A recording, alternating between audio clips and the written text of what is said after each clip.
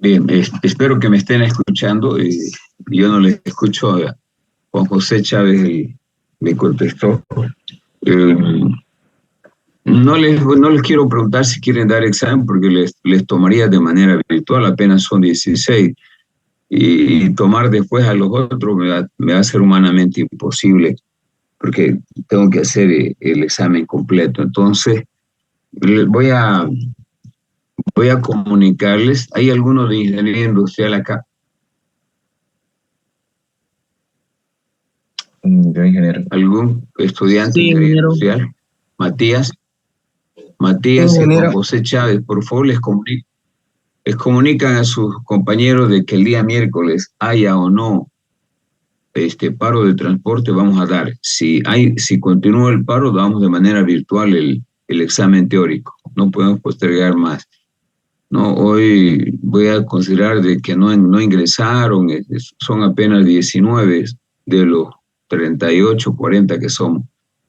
Entonces, Pero el día miércoles, chicos, sin llore, vamos a dar el examen teórico. Si sigue el paro, de manera virtual. No sé si se entendió bien. Sí, ingeniero. Bueno, ahora vamos a utilizar para ver la última unidad, donde gran parte del análisis de la teoría macroeconómica y comercio internacional, que tienen esos dos componentes, es más un poco para contextualizar la labor de ustedes. ¿Qué tiene que ver la macroeconomía con el ingeniero en sistema o con el ingeniero industrial? Y van a ver de que de alguna forma condiciona, ¿no?, la actividad que hace tanto el profesionista del área de sistemas o del área industrial, o sea, le afecta, quiero decir, ¿no? Por ejemplo, lo que está pasando actualmente, si ustedes ven, la situación económica en el país está bastante complicada, no hay espacios laborales para que se puedan insertar los profesionales del área de ustedes fácilmente, es bastante complicado. Y eso es producto precisamente de problemas macroeconómicos, ¿no? Cuando estamos hablando de la inflación, de que el dólar ahora ya no cuesta 6,96, cuesta 12 bolivianos, etcétera, son problemas macroeconómicos y que afectan no solamente a una persona, con mayor razón a una empresa, pues, ¿no? Entonces, el efecto de su conocimiento de, del funcionamiento de la macroeconomía es importante para cualquier persona, para cualquier empresa, inclusive para un estudiante, porque le va a afectar lo que está ocurriendo actualmente, porque no hay medio de transporte, porque quieren aumentar el precio. ¿Y qué implica aumentar el precio? Implica un efecto macroeconómico en el conjunto de la economía. Sube el transporte y sube absolutamente todo, más de lo que hayan subido. Entonces, para que vean solamente a manera de dato cómo afecta, en este caso, el comportamiento de la macroeconomía a personas normales como nosotros, a cualquier mortal y con mayor razón a una empresa. Entonces, para ello voy a compartir el material para esta última unidad. Déjeme ubicar.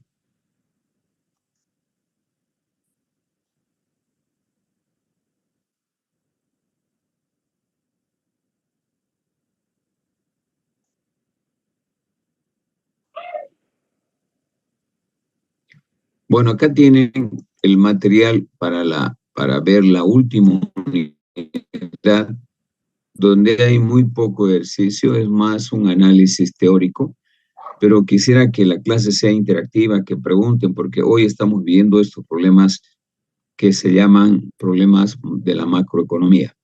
Cuando hablamos de la macroeconomía, nos referimos básicamente a una rama de la economía. Si ustedes se acuerdan, déjenme utilizar la pluma. Cuando empezamos a estudiar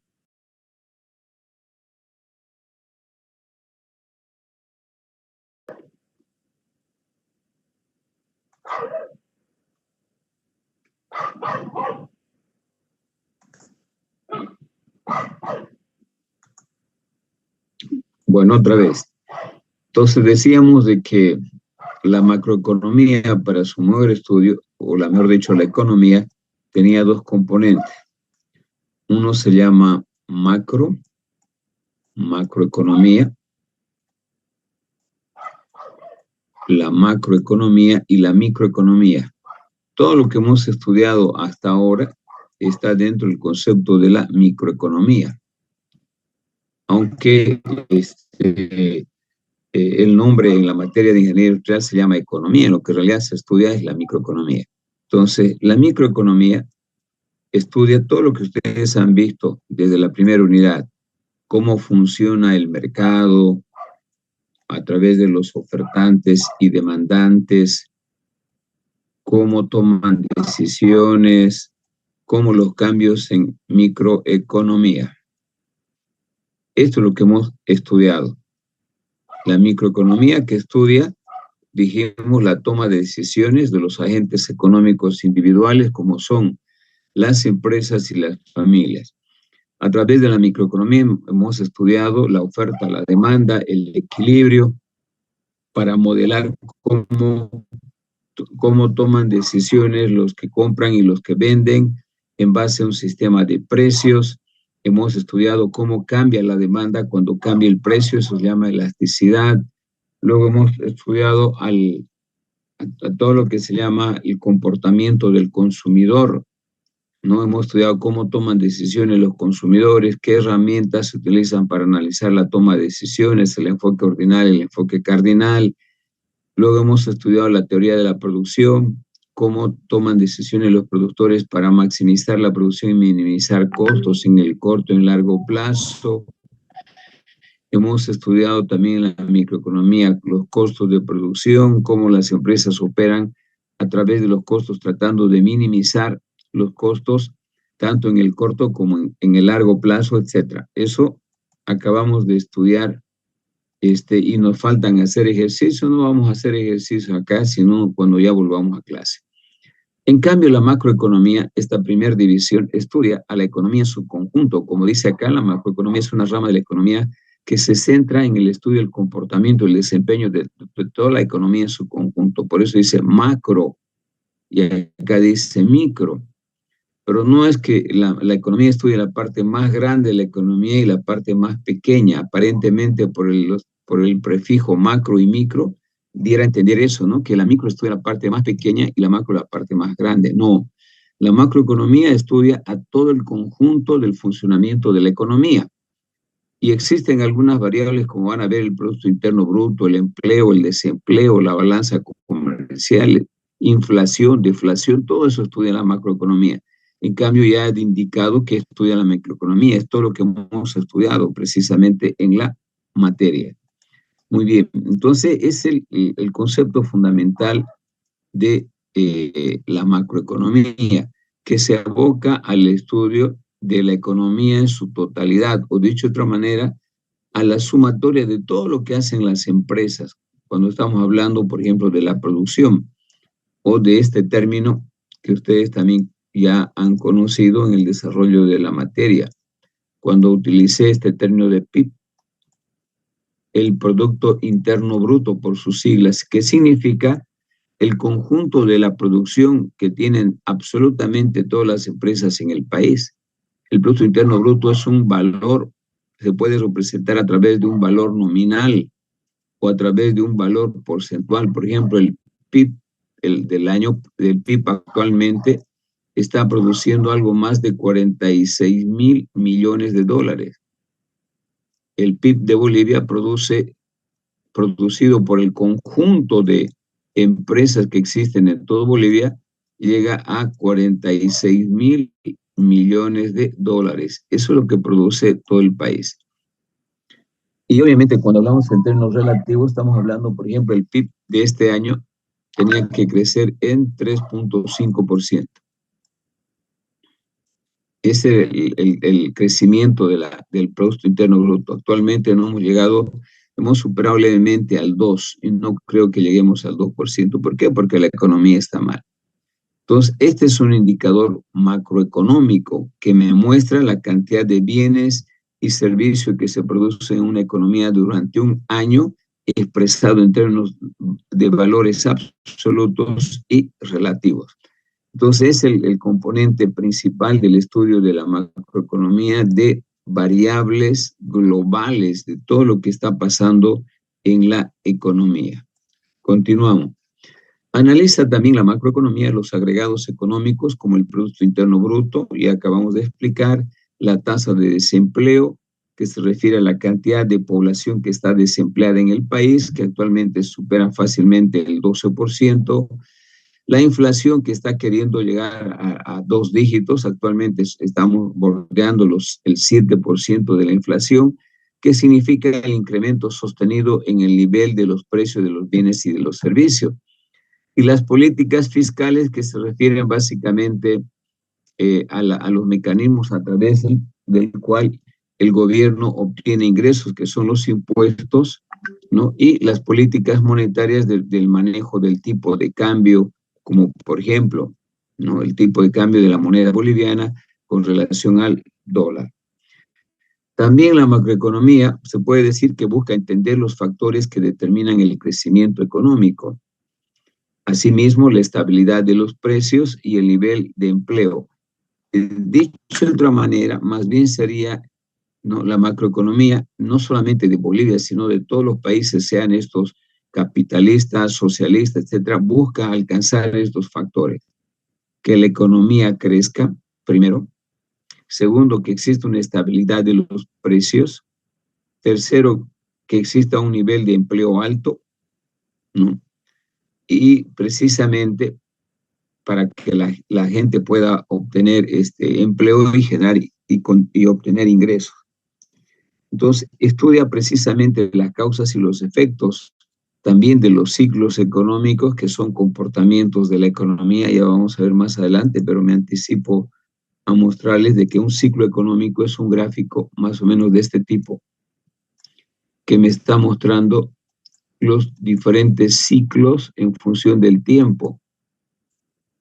Y los ciclos económicos vienen a ser una especie de ondas de este tipo, donde esta parte superior representa el auge de la economía y aquí la crisis, ¿no? Actualmente estamos entrando a una crisis, estamos entrando a un periodo de recesión, que viene a ser esta flechita. Ya cuando la economía ha tocado fondo, vienen los periodos de recuperación, que es en este sentido. Vamos a ver un gráfico más adelante en los ciclos económicos, que también se aboca al estudio de la macroeconomía. Los principales objetivos de cualquier funcionamiento macroeconómico de cualquier país, chicos, sean, como les decía, amarillos, verdes, rojos, chinos, socialistas, comunistas, etc. Primero, lograr un crecimiento económico sostenido. ¿Por qué la macroeconomía busca el crecimiento económico? Porque cuando existe crecimiento de la economía, hay un bienestar de la sociedad. La gente tiene bienestar, la gente tiene ingresos, tiene trabajo y tiene recursos para poder vivir de mejor forma. Por eso todos los países buscan primero, como primer medida macroeconómica, que la economía crezca. Al haber mayor crecimiento, como les decía, hay mayor empleo, mayor fuente de trabajo, la gente gana más, mejora su calidad de vida, puede comprarse bienes, etc. Por eso las economías buscan como objetivo número uno que la economía logre un crecimiento sostenido y positivo. Segundo, asegurar los niveles altos de empleo para la población. Un segundo objetivo que persigue la macroeconomía es precisamente que exista empleo, que todos los estudiantes, por ejemplo, los futuros ingenieros, el sistema de los ingenieros industriales, al terminar la carrera encuentren empleo, ¿no? Y precisamente se aseguran niveles de empleo solamente cuando la economía crece. A ver, a manera de ejemplo, ¿por qué es importante que la economía crezca? Cuando una economía crece, decíamos que los demandantes como nosotros tienen más ingresos, tiene empleo y al tener más ingresos puede comprar cosas. Segundo, las empresas también se benefician cuando la economía crece porque al haber trabajo, al haber ingresos, las empresas también venden más. Al vender más generan ingresos o beneficios. De tal manera de que el crecimiento de la economía genera las condiciones para que exista empleo, porque el empresario que ha ganado plata, ha obtenido beneficios, va a ampliar su empresa, no lo va a, esa utilidad que ha obtenido no lo va a guardar, lo amplifica, invierte más en su empresa y al invertir en su empresa está generando mayor demanda de empleo. La gente entonces encuentra rápidamente empleo. Un tercer objetivo es estabilizar los precios. ¿Por qué son importantes que los precios estén estables y no aumenten? Porque cuando hay estabilidad, los ingresos de las personas siguen comprando bienes en determinadas cantidades. Cuando los precios son estables, con mi sueldo puedo satisfacer mis necesidades alimentarias, de vestimenta, de pagar mi formación universitaria, etc. En cambio, cuando los precios suben, los salarios disminuyen en términos de capacidad adquisitiva. La estabilidad de los precios es importante porque mejora la calidad de vida de la población al hacer de que su ingreso, su salario compre más bienes o servicios respecto a una estabilidad de precio de los bienes. Es decir, cuando los precios son estables, mi salario no se deprecia, no pierde capacidad adquisitiva. Y finalmente, un tercer objetivo de la macroeconomía es mayor eficiencia en el desempeño de la economía. Cuando la macroeconomía está bien, hay un bienestar general en la economía, es decir, ganan los demandantes, ganan los ofertantes, ganan las personas, ganan las empresas, los estudiantes, los profesionales que se titulan en las diferentes carreras en las universidades, encuentran empleo, hay buenos niveles salariales, con eso pueden obtener los bienes que requieren como cualquier profesional nuevo, tener un vehículo, tener una casa, cuando la macroeconomía está bien. También hay una mejor distribución del ingreso, porque cuando las empresas ganan, pueden mejorar los niveles salariales de sus trabajadores, pueden aplicarse incentivos para mejorar la productividad a través del pago de bonos, de segundo aguinaldo, etcétera, que también es un motivo de la macroeconomía. Ahora, ¿cómo la macroeconomía, cómo logra estos objetivos? En realidad, el objetivo de la macroeconomía es lograr este listado que está aquí, pero ¿con qué lo logra? Y eso es lo que dice que los instrumentos de la política económica para alcanzar los principales equilibrios macroeconómicos son: ¿cómo logramos estos objetivos desde el punto de vista macroeconómico? Primero, vamos a ver de que tiene que haber un equilibrio fiscal. ¿A qué se llama equilibrio fiscal? Se refiere básicamente a la nivelación de los ingresos que obtiene un Estado, un país, versus los gastos en los cuales incurre. Es como en una familia. ¿Cuándo va a haber un equilibrio entre ingresos y gastos en una familia? Cuando mis ingresos sean igual a mis gastos. Lo peor es que exista un desequilibrio, que gaste más de lo que me ingresa, porque de algún lado se está obteniendo ingreso, que puede ser un préstamo. Entonces, el equilibrio fiscal en un país, desde el punto de vista macroeconómico, consiste en nivelar los ingresos que obtiene un país y los gastos que tiene el Estado.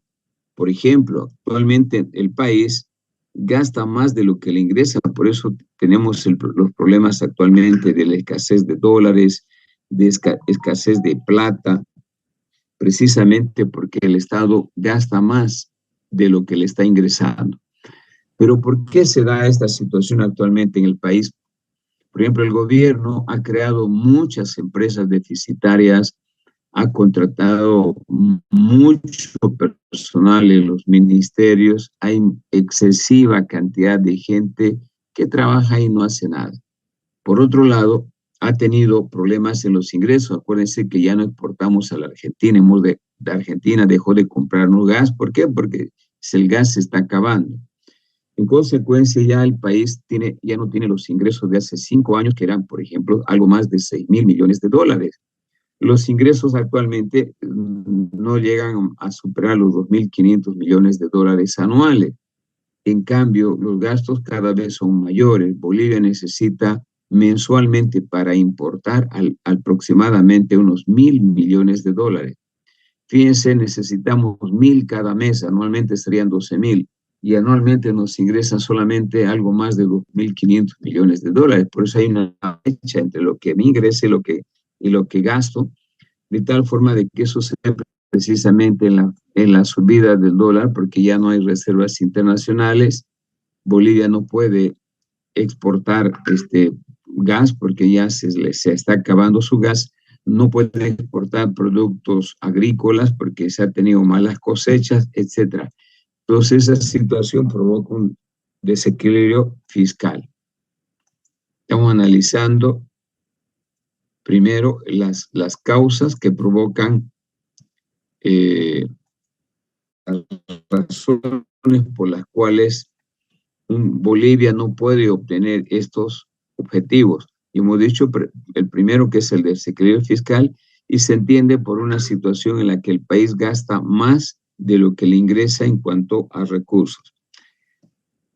Segundo, el equilibrio externo, es decir, hay un desbalance, o más bien la balanza entre las importaciones y exportaciones es desfavorable. Actualmente Bolivia importa más de lo que exporta, es decir, que saca más dólares de la economía a otros países de lo que ingresan al país. Por eso tenemos problemas serios en la balanza comercial, en la escasez de dólares. Por eso el dólar se ha incrementado de 6.96 a 12 bolivianos como está actualmente. Bien, voy a dejar de compartir para generar alguna motivación, alguna pregunta que tengan hasta aquí. ¿Algún comentario?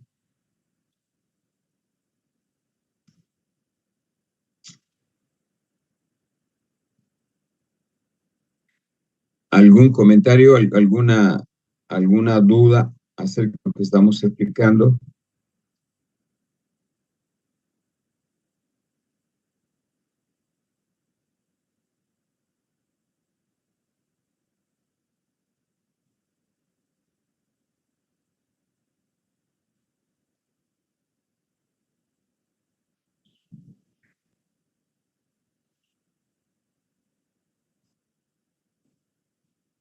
¿Alguna pregunta, chicos?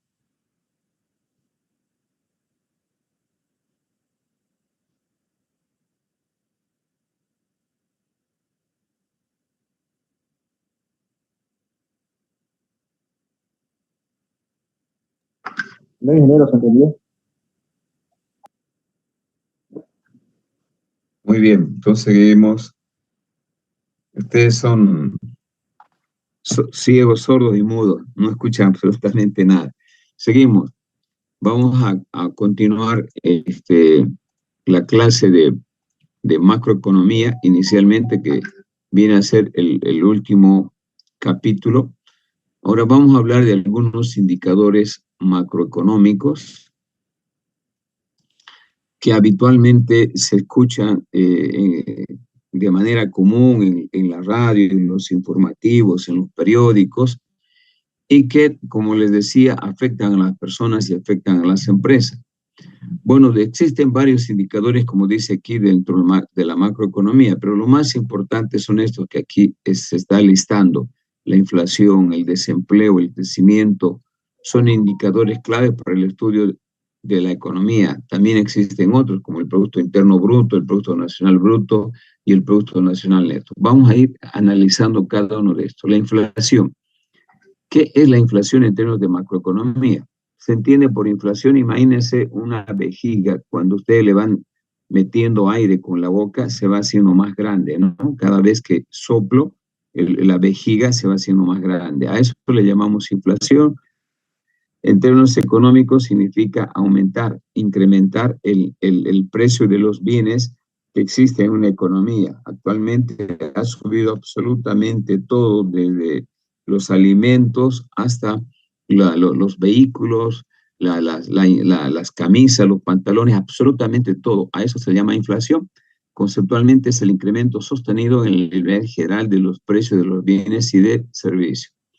El desempleo se entiende por desempleo a la población que no puede encontrar trabajo. Por ejemplo, actualmente, como les decía hace rato, en Bolivia se habla que la tasa de desempleo bordea el 12%. Es decir, 12 de cada 100 bolivianos no pueden encontrar empleo, y eso es terriblemente malo para el bienestar de la población, porque cuando ustedes salgan después de acabarles la carrera, les va a costar encontrar un espacio laboral y van a, en algunos casos, por algún tiempo se van a considerar desempleados sin poder obtener ingresos.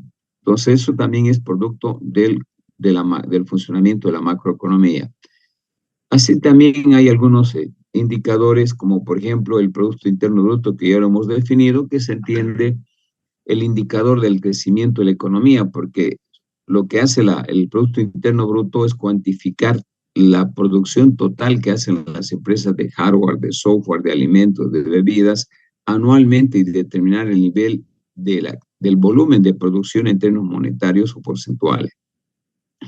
Luego tenemos el Producto Nacional Bruto, que solamente se refiere a todo el conjunto de bienes y servicios producidos en una economía cerrada, sin contar las importaciones y exportaciones, el Producto Nacional Neto, ¿no? Sin embargo, las más usuales, las que más se utilizan en el análisis de la macroeconomía, son las siguientes. La tasa de inflación, como les decía, es la tasa porcentual del aumento del nivel general de los precios a lo largo de un periodo de tiempo específico. Actualmente, desde el inicio de la gestión, los precios han venido incrementándose sostenidamente, pero no solamente los precios de los alimentos, sino también los precios de los productos importados. Segundo, la tasa de desempleo, que se refiere a la población que no encuentra empleo y que estando ya en edad de trabajo, o los profesionales que habiendo estudiado 5 años no pueden encontrar un empleo, por lo tanto se consideran desempleados. La tasa de crecimiento, que se refiere a la tasa porcentual del aumento del Producto Nacional Bruto real a lo largo de un periodo de tiempo específico. También el Producto Interno Bruto, como ya habíamos dicho, que mide la renta total de un país. ¿Por qué? Porque se define como la cantidad de bienes y servicios que tiene el volumen más bien en términos monetarios de la producción de bienes y servicios, y que se constituye una especie de los ingresos que genera toda la economía a través de los procesos de producción en la que están absolutamente todas las empresas. Bueno, también podemos decir de que de manera específica el Producto Interno Bruto mide la renta total de todos los miembros de una economía, es decir, suma lo que la gente de un país cobra. También tenemos el gasto total en la producción de bienes y servicios de la economía, que se refiere básicamente a lo que la gente que tiene o que cuenta ingresos realiza compras de bienes y servicios en la economía. Bueno, en realidad esto se debe a que en una economía en su conjunto la renta debe ser igual al gasto. Es decir, la renta o el ingreso debe ser igual al gasto. No puede haber una diferencia porque de lo contrario la economía tiene problemas como la que tenemos actualmente. Es decir, la renta la vamos a entender como ingreso, debe ser igual al gasto. Esto significa que cualquier persona, por ejemplo, que tiene un salario, ese salario representa su ingreso y tiene para gastarlo durante 30 días que tiene un mes. Entonces, ese salario no puede ser nunca mayor al gasto, lo que sí puede ser, en este caso, menor al gasto. En algunos casos porque la gente va a ahorrar, pero para que desde el punto de vista exista un equilibrio macroeconómico, el ingreso debe ser igual al gasto. Esto se debe que en una economía en su conjunto la renta debe ser igual al gasto. Ello se fundamenta porque toda transacción tiene dos partes, un comprador y un vendedor, es decir, cada boliviano de gasto de un comprador es un boliviano de renta para un vendedor. En resumen, la renta o ingresos deben ser igual a los gastos. Ahora bien, ¿a través de qué modelo, de qué gráfico se puede estudiar los ingresos igual a los gastos? Existe una herramienta que se llama flujo circular de la economía. El flujo circular de la economía es sencilla, en la que participan dos agentes económicos, lo que son los compradores y los vendedores, que describe básicamente la igualdad del ingreso con el gasto a través de las transacciones entre hogares y empresas. En este caso, los hogares son las familias, que como ya saben, esto vimos el flujo circular en la primera clase de economía. Los hogares, hagan de cuenta que ustedes son hogares, compran bienes y servicios a las empresas.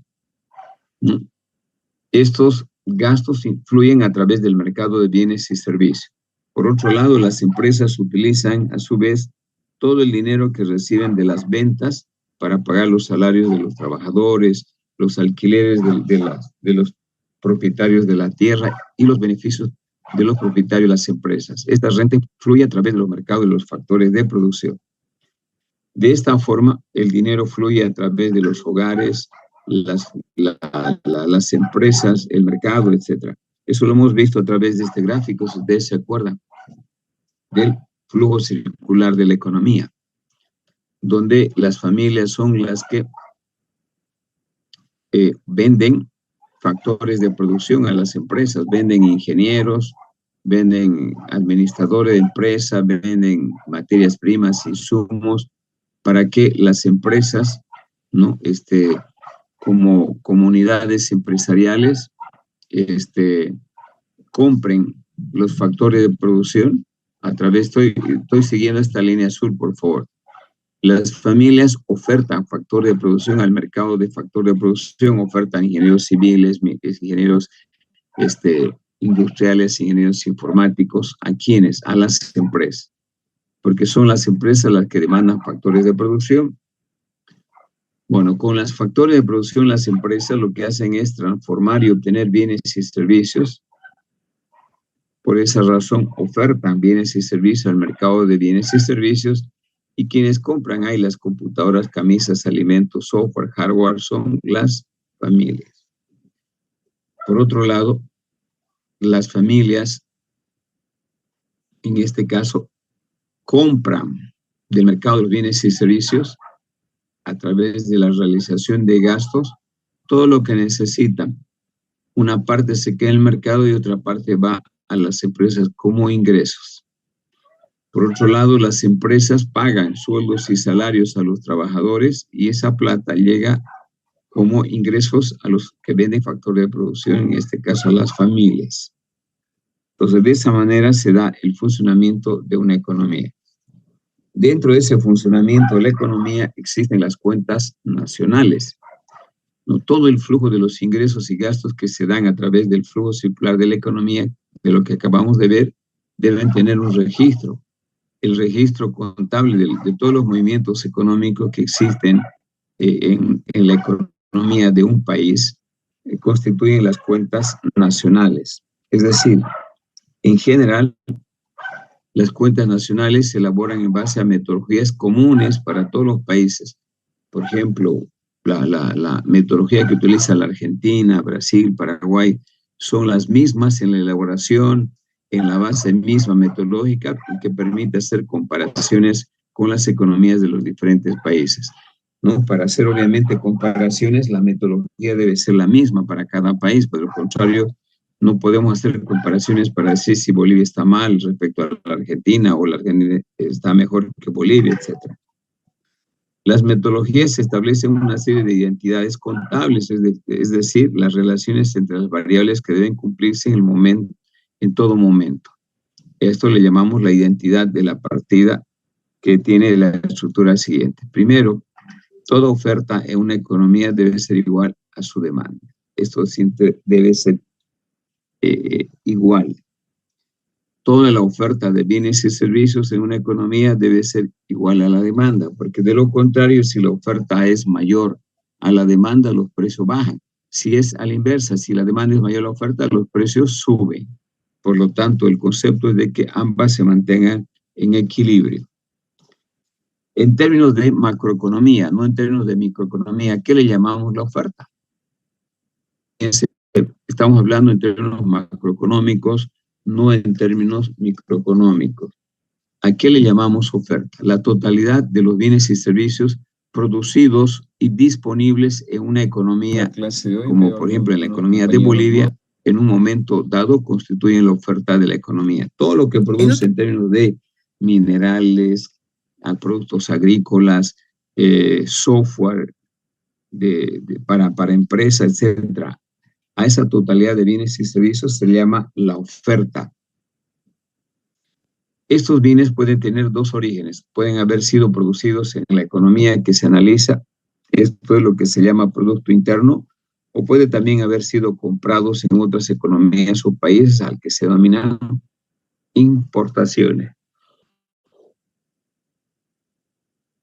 Para hacerlo más claro, la oferta de bienes y servicios en toda la economía está representada por todo lo que producen las empresas bolivianas y todo lo que importamos de otros países, que es producción de otros países. Es decir, a manera de una función, podemos decir que la oferta depende de la producción interna más de la producción externa o importaciones. Por ejemplo, Bolivia no solamente vive de lo que produce en términos agrícolas, pecuarios, sino también la oferta está representada por importaciones de maquinaria, de equipo, de herramientas, de vehículos, que son lo que no se pueden producir en la economía. Bien, tenemos 1 minuto 59. Una vez que acabe, ingresan con el mismo link, por favor. El indicador más utilizado para medir la producción interna entre los países es el PIB o el Producto Interno Bruto, que es el valor monetario final. Fíjense lo que dice: todos los bienes y servicios producidos dentro de los límites de una economía en un periodo específico de tiempo y por lo general un año. Las importaciones, que lo vamos a representar con M, son las compras de los bienes y servicios que los residentes de una economía doméstica realizan del exterior. Esto es lo que compramos de afuera: maquinaria, equipo, herramientas, computadoras, etc. Bien, terminamos acá. Voy a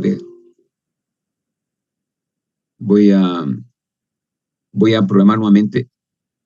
Voy a programar la segunda parte de la materia. Por favor, vuelvan a ingresar en 2 minutos. Examen de la parte teórica, sí o sí, haya o no haya paro. Si hay paro, vamos a dar de manera virtual. Y si no hay paro, de manera presencial. Las notas, les voy a entregar las notas 3 días antes de dar el examen final. Las notas del segundo parcial las voy a dar exactamente para que sepan. A ver, hoy es el lunes, el próximo lunes, que es 9. El 9 les voy a dar las notas y vamos a tomar el examen final el viernes 14. Perdón, el viernes 13. Entonces, ustedes van a saber su nota final el lunes 9 y van a dar el examen final el viernes 13. Y el día lunes 16 van a dar examen de segunda instancia. Muy bien. Continúo rápidamente para poder seguir avanzando. Después pueden hacer alguna otra pregunta. Voy a tomarme un tiempo para que puedan hacer preguntas.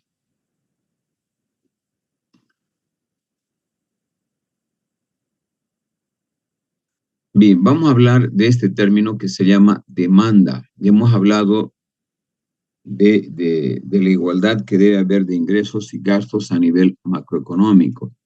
Pero también cuando hablamos de macroeconomía, al igual que en microeconomía, podemos hablar de la demanda. Simplemente que a nivel macro es diferente a lo que hemos visto en microeconomía. La demanda es la cantidad total de bienes y servicios que compran o consumen todas las unidades de consumo de la economía. En este caso, sean familia, sea el Estado o el sector externo. A ver, para que se entienda mejor, cuando estudiamos la cantidad demandada, cuando estudiamos la demanda en microeconomía, estudiamos la demanda o definimos la demanda como la cantidad de bienes y servicios que los consumidores desean y están en condiciones de comprar a cada uno de los diferentes precios en un periodo de tiempo determinado. Fíjense lo que digo: la cantidad de bienes y servicios que los consumidores desean y planean comprar a cada uno de los diferentes precios del mercado y en un periodo de tiempo determinado. Esa era la demanda en microeconomía. Ahora, cuando hablamos de demanda en macroeconomía, también definimos, pero en este caso, de otra manera, como por ejemplo la siguiente.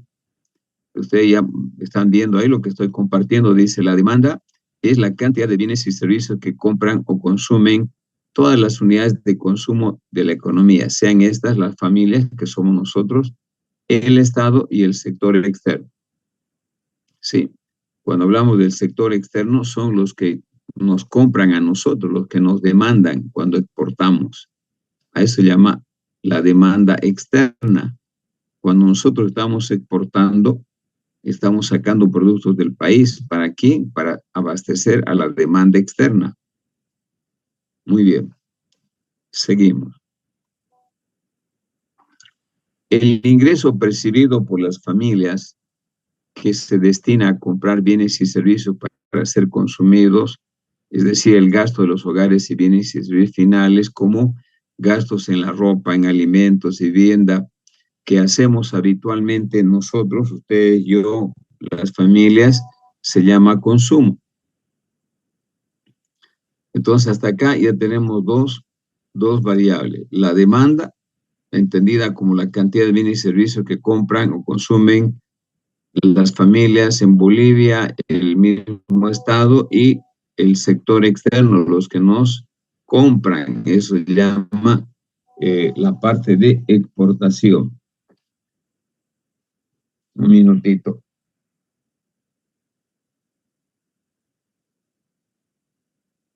Muy bien, continuamos.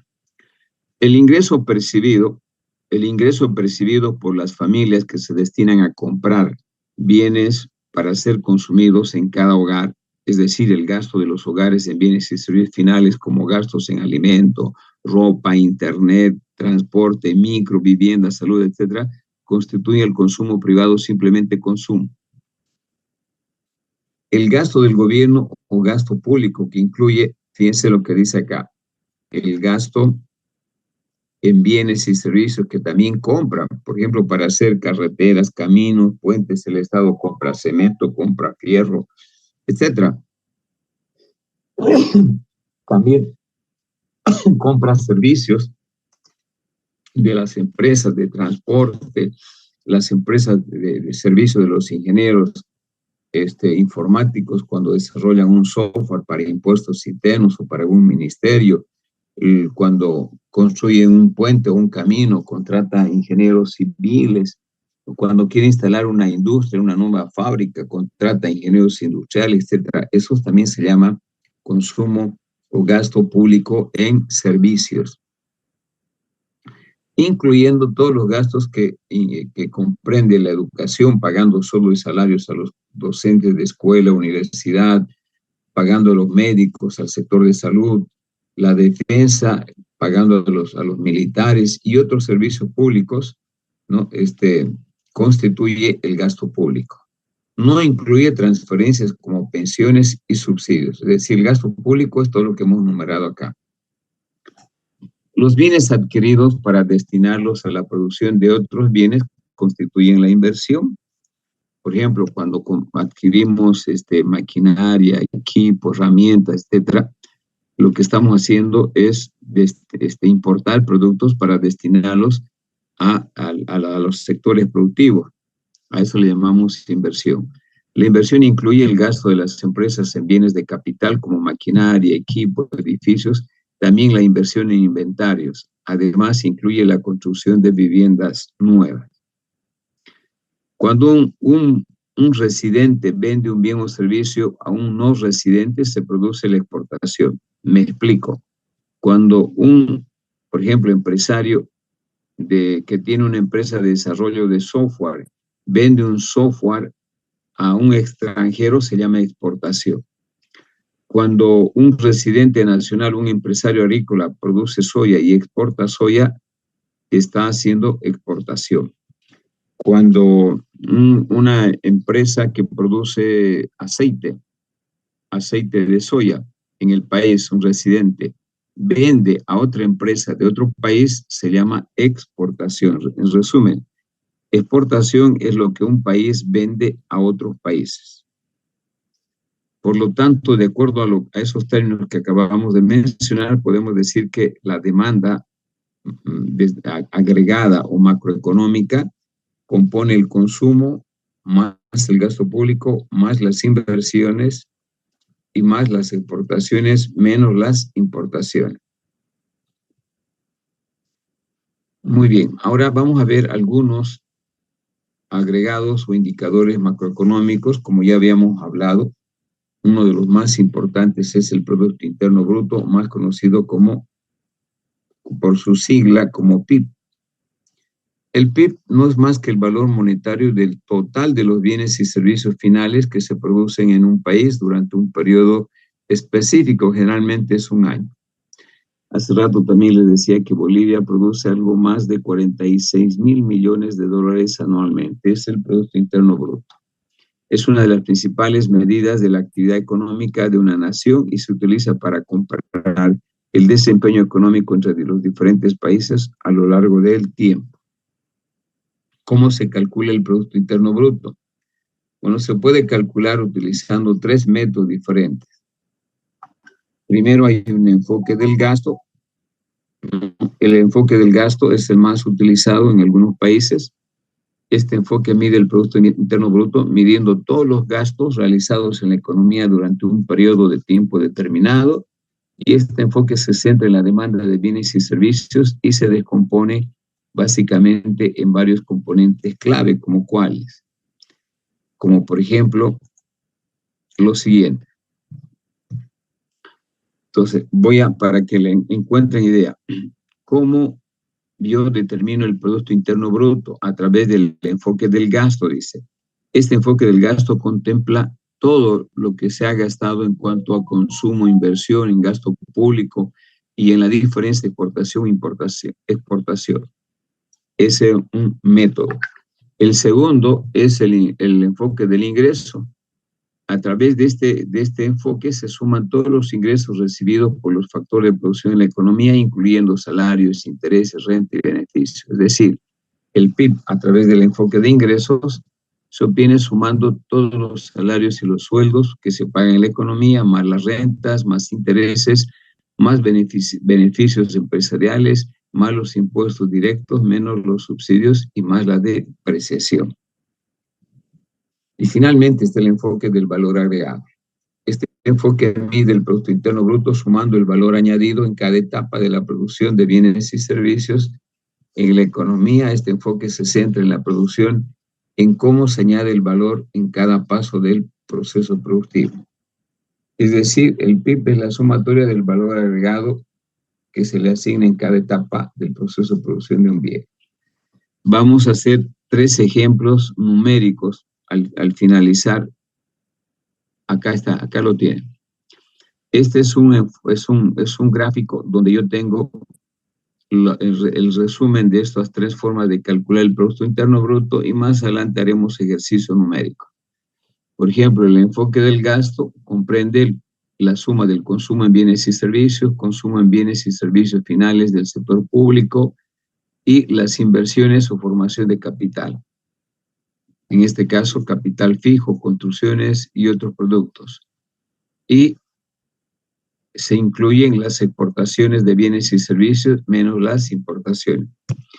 El enfoque del gasto hace una sumatoria de todo el valor en los gastos, tanto en agricultura, energía, construcción, industria y servicios.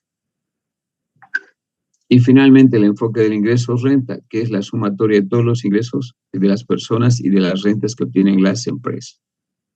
Entonces a esas 3 formas de cálculo vamos a hacer de manera de ejercicio más adelante con algunos ejemplos. Continuamos con este concepto de Producto Interno Bruto per cápita. El Producto Interno Bruto per cápita es una medida que representa el ingreso económico promedio de cada una de las personas de una región o un país. Se calcula dividiendo el Producto Interno Bruto de una economía por su población total, ¿no? Y la misma que tiene una importancia del producto, la importancia del Producto Interno Bruto radica básicamente por algunas razones. Pero antes de ver la importancia, quiero utilizar este espacio y cómo se determina el PIB per cápita. Para ello voy a utilizar este marcador.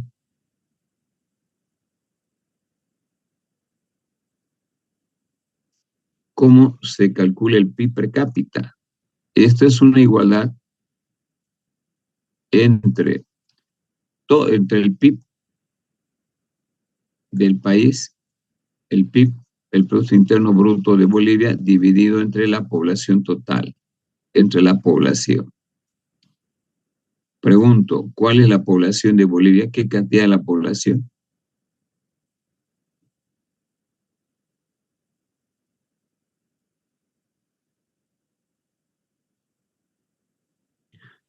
¿Cuál es la población de Bolivia, chicos? 13 millones. ¿Alguien sabe cuál es la población total de Bolivia?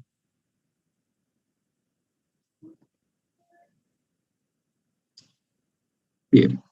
11 millones creo que era, ingeniero. 300 y tanto. 11 millones aproximadamente y medio. Voy a tomar como para redondear, voy a utilizar 11 millones y medio. Entonces, el Producto Interno Bruto de Bolivia a la fecha es de 46.000 millones de dólares. 46.000. 3 ceros y otros 6 ceros más. Ese número es 46.000 millones de dólares. Eso es lo que produce la economía, dividido entre la población, 11 millones de habitantes.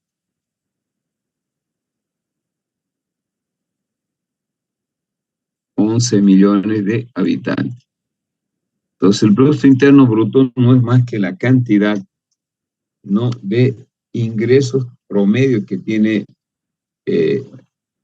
un boliviano como ustedes en el país. Entonces, dividimos 46.000 millones, 1, 2, 3, 4, 5, 6, dividido entre 11 millones y medio. Esto es 5. 11.500.000. 11.500.000. 1, 2, 3. El Producto Interno Bruto de Bolivia es el PIB per cápita, perdón.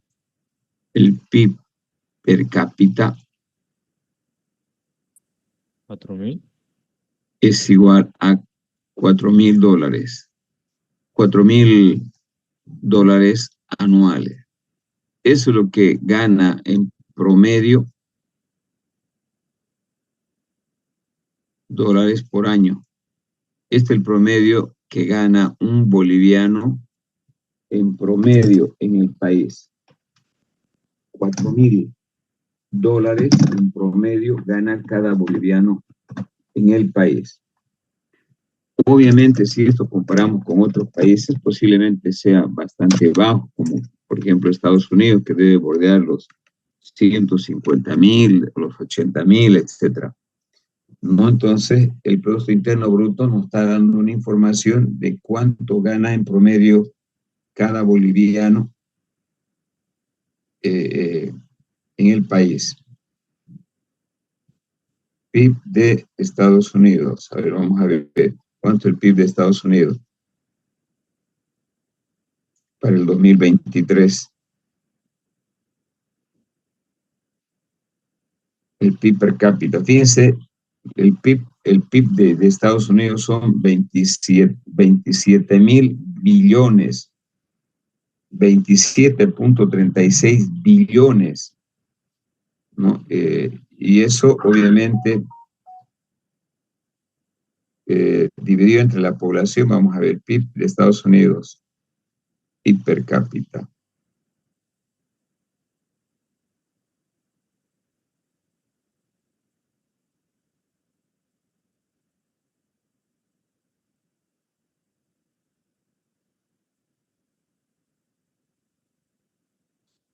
Para el 2022 tengo un dato de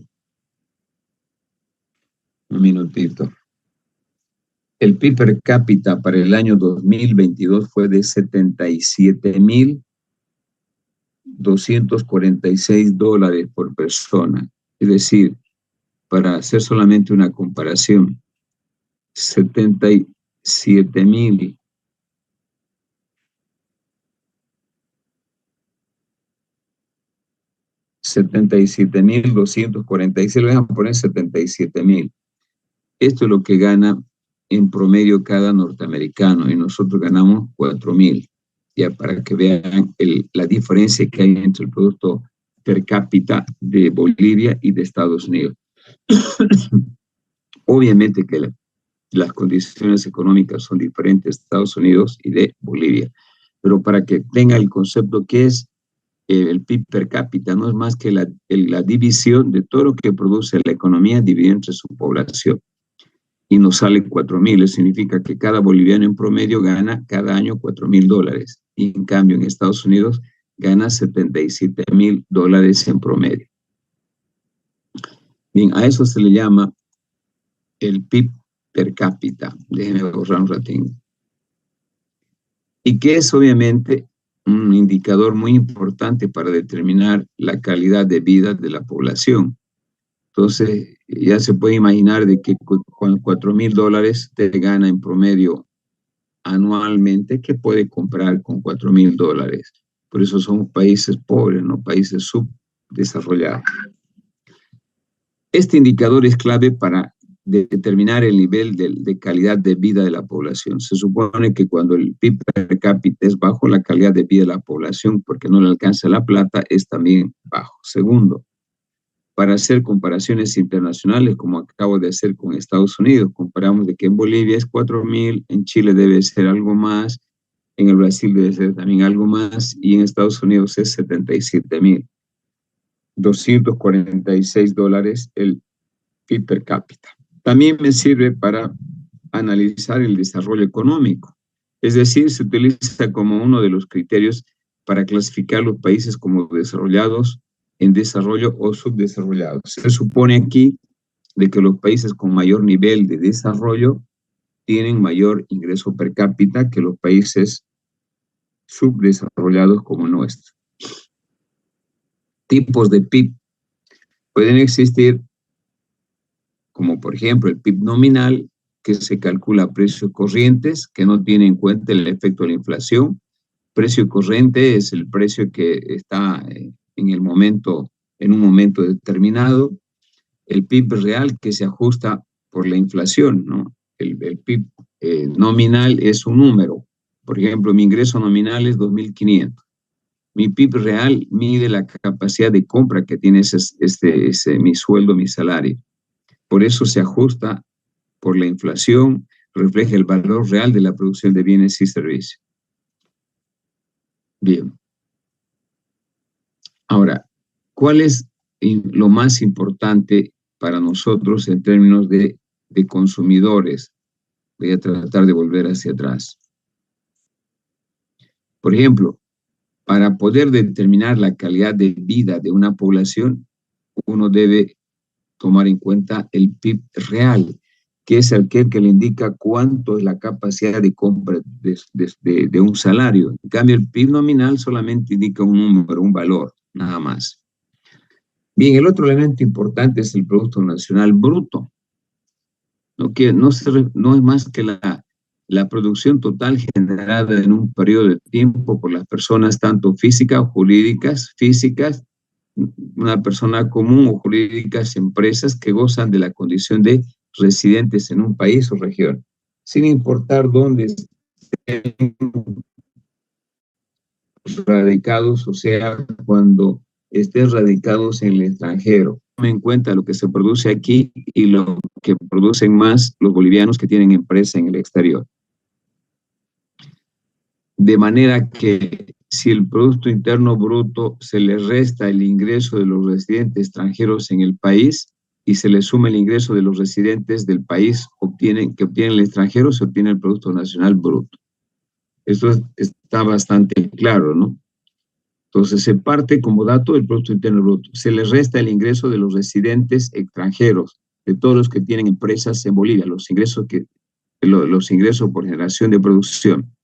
A eso se les resta porque están produciendo extranjeros, empresas extranjeras, y se les suma el ingreso de los bolivianos que tienen empresas como, por ejemplo, Claure, el ricachón Claure, el presidente de Bolívar, ¿no? Y de ahí se obtiene el Producto Nacional Bruto.